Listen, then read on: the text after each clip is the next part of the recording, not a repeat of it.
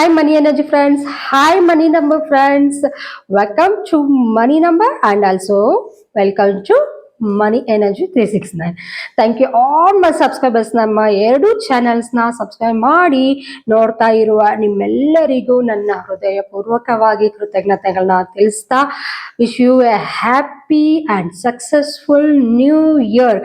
ಕರ್ನಾಟಕದ ಸಮಸ್ತ ಜನತೆಗೆ ನನ್ನ ಹೃದಯಪೂರ್ವಕವಾಗಿ ಹೊಸ ವರ್ಷದ ಶುಭಾಶಯಗಳು.